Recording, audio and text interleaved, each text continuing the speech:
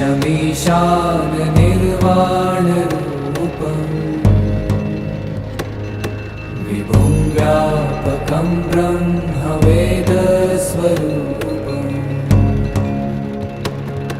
निजं निर्गुणं निर्विकल्पं निरीहम्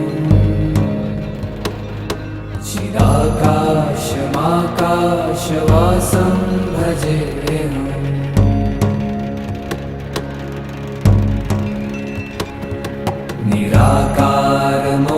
निराकारमोङ्कारमूलं तुरीयम्